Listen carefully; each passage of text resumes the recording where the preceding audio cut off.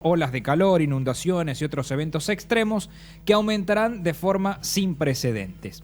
Algo que lo hablamos pero no actuamos a tal fin o actuamos sin realmente la profundidad que deberíamos hacerlo. Estoy en línea con Luisina Bueso, que es coordinadora de la campaña de océanos de Greenpeace, y quiero saber, a partir de lo que ellos están haciendo, cómo ven este informe y obviamente qué advertencias haría a la sociedad. Hola Luisina, buen día. Nicolás te está saludando desde Radio Fénix en La Rioja. Hola Nicolás, ¿cómo estás? Buen día. Gracias por atendernos. Por favor. Bueno, este tipo de informes como que nos pega digamos, una advertencia, una cachetada a todos, pero que como la preocupación nos dura un par de horas y después seguimos en la misma. No sé si a vos te da esa misma sensación. Sí, la verdad es que el reporte es bastante preocupante, es alarmante, es un código rojo, como dijeron en algunos medios, y la verdad que creo que llegó el momento de que no se nos pase en 2 horas. Es fundamental que esta información todos y todas las personas lo incorporemos, y obviamente principalmente que quienes manejan los gobiernos, quienes manejan los países, las autoridades, pongan ya manos a la obra para acelerar lo que es acelerar la ambición climática, ¿no? O sea, que realmente empecemos a cambiar nuestras matrices productivas y nuestras matrices energéticas para poder hacerle frente al cambio climático, que es uno de los principales resultados de ese reporte, es que ya no es una amenaza lejana, que quizás si aumenta un poco la temperatura en 10 años va a pasar tal cosa. No, es un hecho, es una realidad y la estamos viviendo ahora. ¿Y qué ves, por ejemplo, acá en Argentina? ¿Qué ves que debería ser lo más urgente? Y bueno, mira, uno de los principales consejos, digamos, porque el IPCC no da recomendaciones de política hacia los países, pero sí da algunos lineamientos de cosas que deberían ocurrir. Y uno de los principales lineamientos es que hay que reducir drásticamente las emisiones de gases de efecto invernadero y que no se deberían abrir nuevas fronteras o nuevos campos de explotación de combustibles fósiles.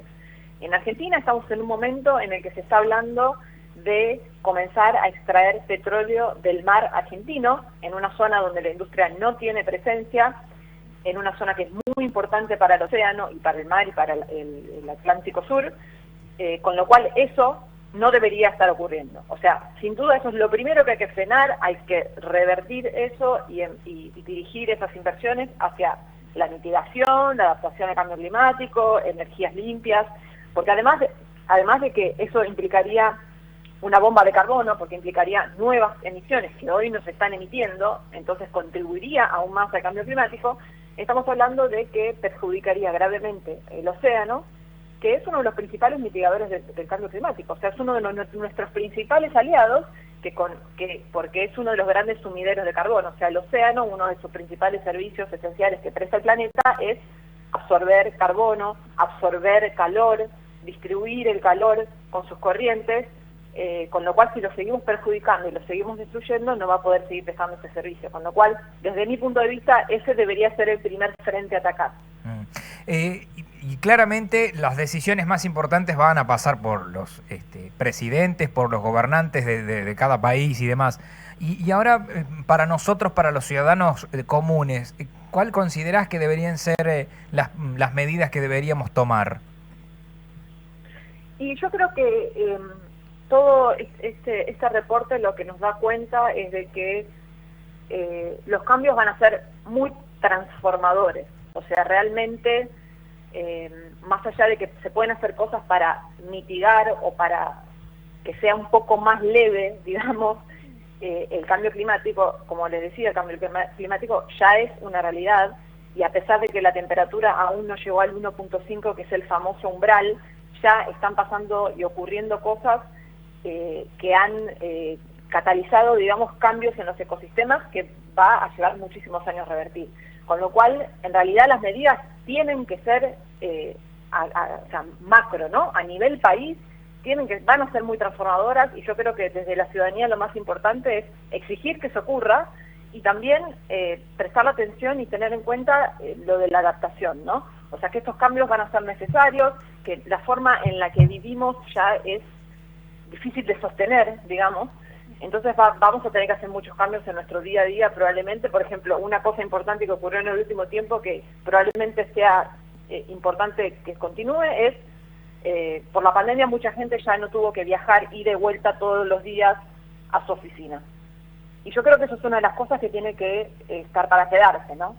O sea, hay que reducir el movimiento, reducir el transporte, reducir el consumo de combustibles, además de obviamente buscar nuevas formas de energía, pero también hay que reducir.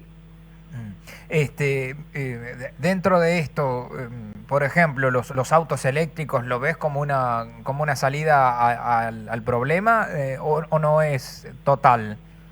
No, me parece que es un parche. Yo no creo que eso sea una solución. Es como te decía, o sea, hoy estamos en un punto en la historia en que no es pensar qué tipo de combustible le ponemos a nuestro auto para seguir viviendo de la forma en que vivimos. Tenemos que cambiar la forma en la que vivimos. Entonces quizás hay familias que tienen 3 autos, no podemos tener todos 3 autos, eso es imposible. Deberíamos viajar más en otros transportes en vez de usar un avión porque es barato el avión. O sea, por eso te decía, son cosas que son cambios bastante drásticos de la forma en la que vimos. También otro tema que va a ser bastante drástico y va a ser complicado de implementar en Argentina es el cambio de la dieta, ¿no? Que eso también se va a venir, porque uno de los principales gases de efecto invernadero es el metano y quienes lo emiten son las vacas, las pobres vacas que criamos para comer, y eso probablemente también tenga que cambiar. O sea, no vamos a poder comer carne todos los días. Luisina, ¿cómo estás? Eliana te saluda, buen día.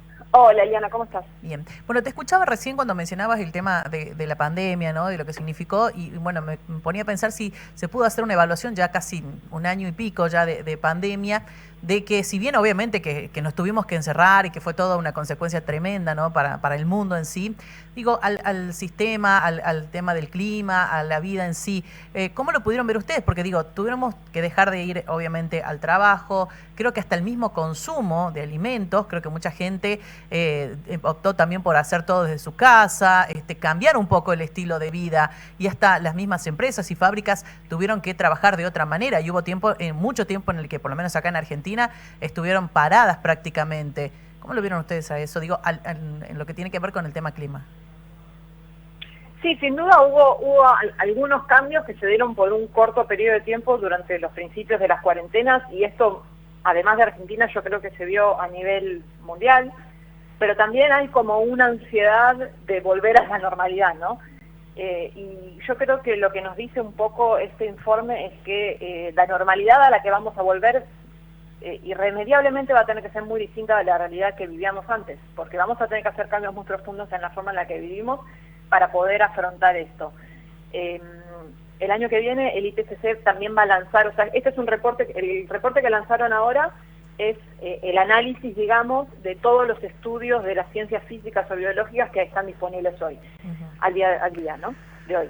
El año que viene va a salir un reporte sobre lo que es mitigación y adaptación, que ahí no solo se estudian cosas físicas o biológicas, pero sino también se estudian temas sociales. Y ahí nos va a dar mucha más información sobre ese tema, ¿no? Cómo va a tener que ser nuestra vida para poder afrontar esta situación, cómo vamos a tener que adaptarnos a esta nueva realidad y cuáles van a ser las mejores formas de mitigarlo, ¿no?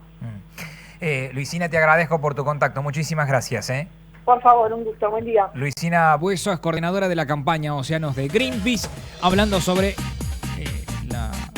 este informe de la ONU del calentamiento global, que adelantó a muy cerquita, 2030 nada más, problemas muy pero muy importantes en el mundo como inundaciones y demás, algo que ya lo vivimos, pero que según este informe en ese periodo de tiempo va a ser realmente mucho más catastrófico. Y para la Argentina habla de sequías extremas y también de lluvias, ¿no? O sea, todo extremo, mucho tiempo de sin lluvias y después temporadas que tenemos muchísima cantidad de agua, digamos, pero bueno, todo al extremo que tampoco siempre decimos no es bueno. Lo estamos viendo con fenómenos cada vez más fuertes, más violentos en diferentes partes del mundo y acá también en nuestro país.